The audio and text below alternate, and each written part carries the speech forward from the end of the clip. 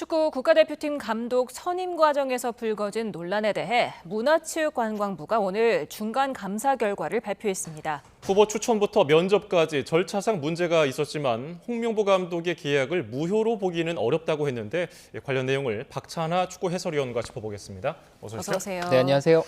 네, 홍명보 감독은 물론이고 전임 감독이었던 클린스만 전 감독 선임 과정에서도 문제가 확인이 됐다고 하는데 어떤 문제가 있었습니까? 네, 이번 발표는 어디까지나 중간 조사 결과 발표입니다. 그리고 감독 선임에 관한 부분만 문체부에서 발표를 한 건데요.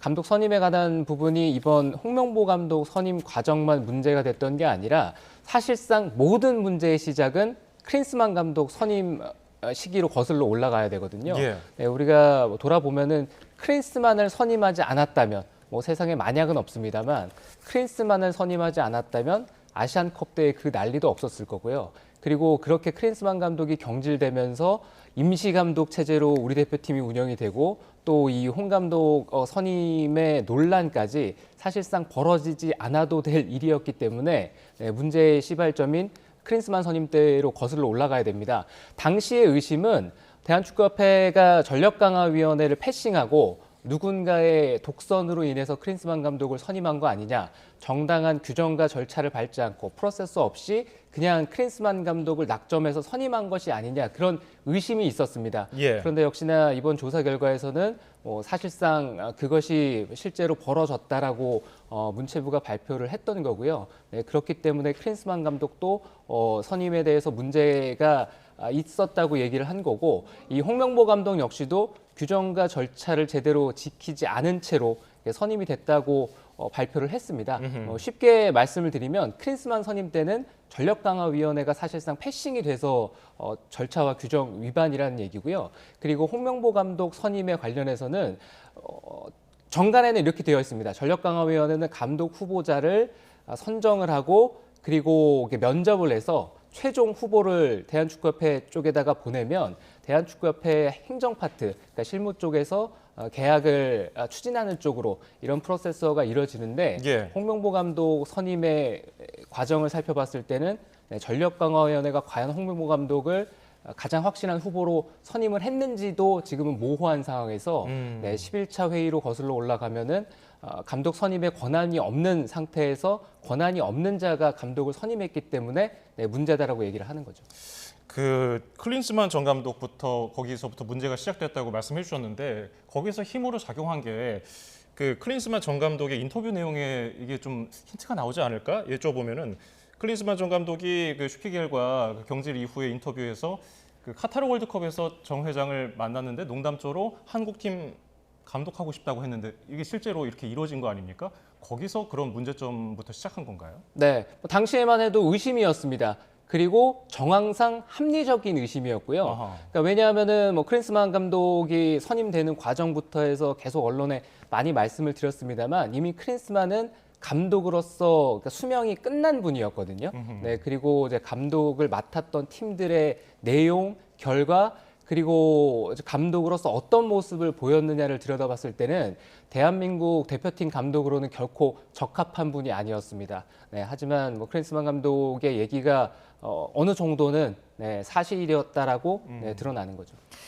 지금 이번에 홍명보 감독 선임 과정에서 후보 1위였던 홍명보 감독 대신에 2, 3위였던 외국인 감독을 먼저 만나라고 정몽규 협회장이 지시를 했다고 하는데 문체부는 지금 이런 지시가 없었다면 절차적인 문제는 없었을 것이다. 이렇게 판단하고 있는데요.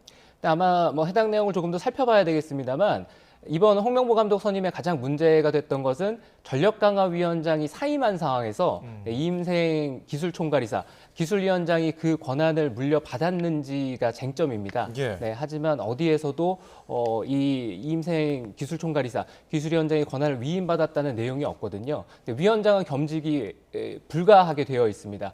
네, 그렇다면 이사회를 통해서 이것을 승인은 받아야만 권한이 이제 넘어간다고, 겸직이 가능하다고 볼 수가 있는데 그런 것도 없고, 그리고 권한을 위임받았다고 볼 수 있는 어떤 객관적인 그런 상황이 없는 상태이기 때문에 그래서 문화체육부는 그렇게 얘기를 했던 거고요. 순위가 전력강화위원회에서 후보를 선정을 하고 1, 2, 3순위 이렇게 순위가 있었을 텐데 누구를 먼저 만나느냐 그것도 중요합니다만 사실상 뭐한 번씩 다 만나야 된다라고 했을 때는 뭐 순서가 그렇게 중요하다는 생각은 아닙니다. 예. 지금 또 쟁점이 되는 부분이 회의록 아니겠습니까? 어제 이제 축구협회에서는 절차를 지켰다면서 전력 강화위 10차 회의록을 공개했는데 원래 현안 질의에서는 11차가 문제였는데 왜 10차를 공개했습니까? 계속해서 11차의 내용을 부정하기 때문에 10차 회의록을 공개했다고 생각을 합니다. 예. 대한축구협회가 대중을 기만하거나 이러기 위해서 10차 회의록을 공개했다고는 생각하지 않고요. 대한축구협회 현재 문제 인식 수준이 딱 거기에 머물러 있다고 생각을 하면 조금 더 편할 것 같습니다. 예. 10차 회의록을 공개를 한 과정도 참 황당하게 그지없는데요. 월요일 날 홍명보 대표팀 감독이 대표팀 명단 발표 과정에서 본인의 답답함을 호소하면서 10차 회의록을 공개했으면 좋겠다라고 얘기를 했습니다. 그랬죠. 네, 그리고 나서 대한축구협회가 기다렸다는 듯이 10차 회의록을 공개를 했는데 그게 화요일이었습니다. 네, 그러니까 문제 인식 수준이 10차 회의록만 공개하면은 모든 문제가 사라지겠지, 네, 종식되겠지 이런 생각을 하고 있는데요. 근데 그 11차 회의를 부정하는 것도 문제입니다만 사실상 10차 회의록을 들여다보면은 그 내용 역시도 참 문제가 많습니다. 예. 네, 우리가 이 대표팀 감독, 축구 감독을 뽑는 게 이상형 월드컵에서 1등을 뽑는 게 아니잖아요. 그렇습니다. 네, 내용을 살펴봤을 때는 우리나라 축구에 적합한 감독이 누구인지, 어떤 스타일의 감독이 필요한지를 결정을 하고 거기에 부합하는 감독 후보군을 추려야 되는 거잖아요. 예. 그게 그러니까 정상적인 프로세스고 그게 정상적인 절차와 과정일 것 같은데 내용을 조금만 살펴봐도 이것이 인기 투표인지 아니면은 어떤 축구팀의 감독을 뽑는 것인지 알 수 없는 내용들이 대부분입니다. 이처럼 선임 절차에 여러 문제가 있지만 그래도 문체부는 홍명보 대표팀 감독 선임 자체를 무효할 정도는 아니다라고 판단을 한 것 같아요. 그 이유는 뭘까요? 네, 문체부의 이 감사 결과였기 때문에 문체부는 이제 수사기관도 그리고 뭐 헌법기관, 법률기관도 아니지 않습니까? 예. 그렇기 때문에 문화체육부에서는 할 수 있는 선에 발표를 했을 뿐이라고 생각을 합니다. 그리고 지난 배드민턴 협회 어떤 감사 결과 때도 저희가 확인을 했습니다만 문체부에서 할 수 있는 어떤 최고의 어떤 발표, 감사 결과는 권고 그리고 의견 이 정도거든요. 네, 강제로 어떤 제재를 가할 수 있는 권리가 없는 상태이기 때문에 최선의 어떤 판단을 했다는 생각이고요. 그리고 일반적으로는 절차와 규정에 문제가 있었기 때문에 감독 선임 자체도 무효가 돼야 되는 것이 아닌가 이런 얘기들을 많이 하시는데 계약에 관한 부분은 또 다른 사안이라는 생각입니다. 예. 그렇기 때문에 이 문제는 조금 더 복잡한 문제고 그리고 이것이 원천적으로 무효가 되려면 감독 선임에 관해서 적법한 적법하지 않은 그러니까 위법 사항이 드러나야만 감독 선임이 무효가 돼야 될 텐데 거기까지는 문체부가 뭔가 확인할 수 있는 곳이 아니기 때문에 거기까지 발표가 됐다는 생각입니다. 예. 그리고 또 천안 축구 종합센터 관련해서도 문제점이 나왔더라고요. 2022년에 21억 원, 지난해에는 56억 원 국고보조금이 이게 법률에 위반되게 집행됐다고 하는데 이거 어떤 내용입니까? 네, 이 해당 사안에 대해서는 아마 감독 선임이라든가 이익권과는 뭐 별개로 또 엄중한 제재가 가해질 가능성이 큽니다. 이 대한축구협회가 자신들의 수익만으로 운영되는 단체가 아니라 혈세가 지급되는 곳이거든요. 예. 그렇기 때문에 세금을 유용한 곳에 유용하게 쓰여져야 되는데 관련 없이 그러니까 세금을 받아서 어떤 곳에 쓰기로 했는데 그곳에 쓰지 않고 다른 쪽에 썼다면 그것이 문제가 되는 거고요. 이것이 문화체육부에서는 현재 몇 건에 대해서 문제로 밝혀졌다. 그리고 이것을 더 조사하고 발표를 하겠습니다만 이 문제가 사실로 드러났을 경우에는 보조금 교부 결정 취소나 반환 명령 그리고 뭐 제재라든가 이런 절차를 밟아가겠다라고 밝혔습니다. 네.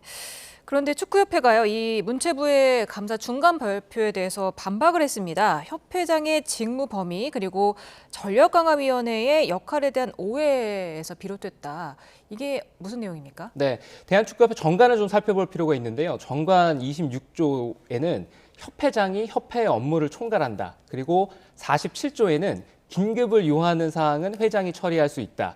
그리고 제52조는 정강위는 국가대표팀 운영과 관련한 조언과 자문을 하는 기구로 구성원은 외부의 축구 전문가들 중에서 위촉, 협회에 자문을 하는 기구이지 어떠한 결정을 하는 의결 기구가 아니다라고 얘기를 하고 있습니다. 그래서 예. 이를 근거로 통상적으로 우리는 정상적인 절차를 밟아왔고 그렇기 때문에 아무런 하자가 없는 우리는 절차와 규정을 위배하지 않고 이것을 지키면서 감독 선임을 했다고 얘기를 하고 있는데 쉽게 생각하시면은 상세 규칙과 세칙이 없다는 겁니다. 예. 그렇기 때문에 우리는 지금까지 해오던 대로 해왔고 앞으로도 해오던 대로 해갈 것이다.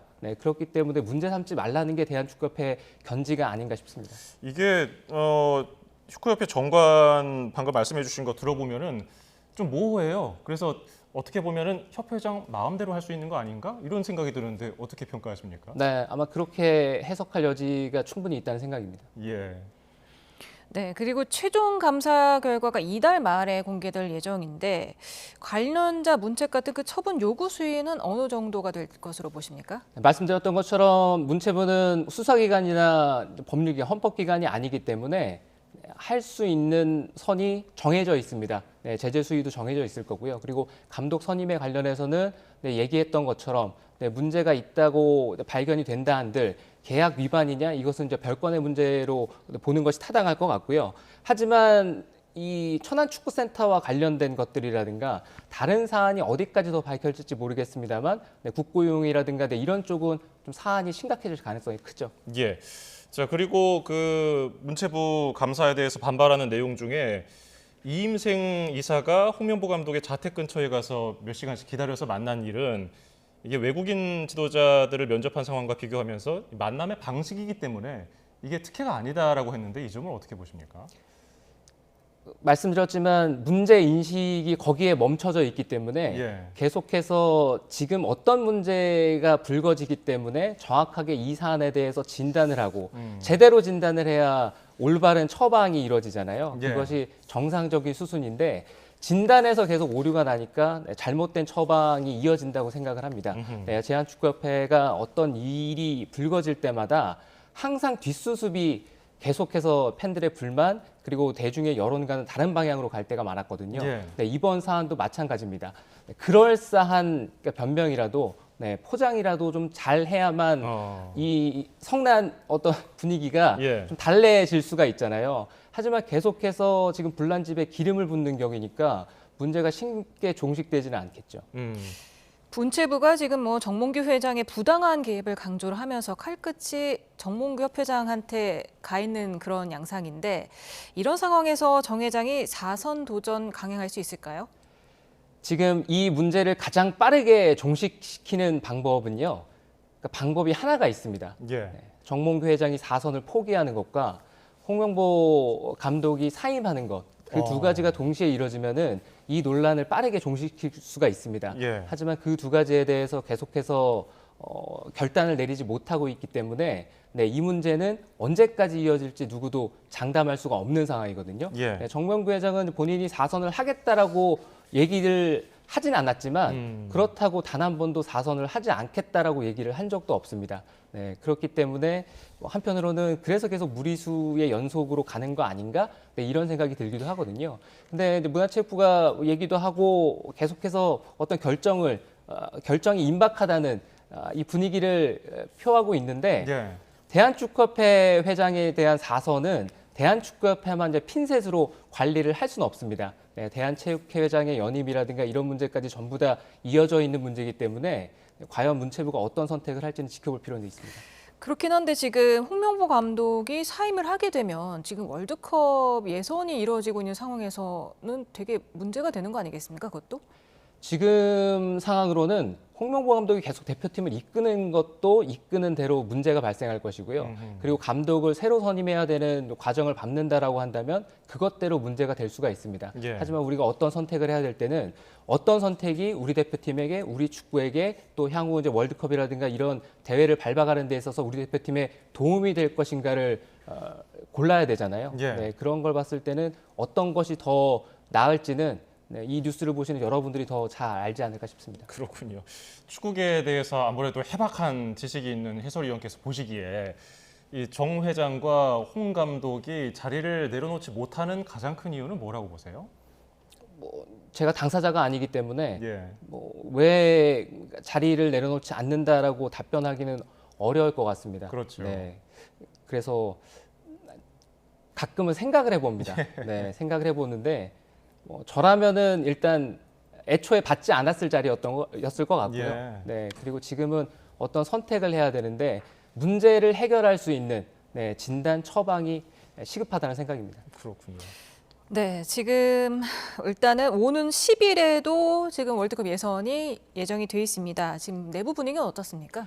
내부 분위기는 알려진 바에 따르면 9월달 대표팀 분위기가 아주 나쁘진 않았다는 얘기가 있습니다. 네, 그렇기 때문에 한편으로는 사실 선수들은 이 문제에 대해서 아무런 잘못이 없잖아요. 선수는 대표팀을 즐거운 마음으로 와야 되고 가뜩이나 대표팀에서 경기를 한다는 거 그리고 대표팀의 결과에 대해서 많은 압박감과 중압감을 가지고 경기를 하는데 선수는 좀 편한 상태에서 경기를 할 수 있어야 되거든요. 예. 하지만 그러지 못한 상태에서 9월달 2경기를 치렀고요. 그리고 불필요한 선수와 팬 사이에 어떤 감정 소모까지 있었습니다.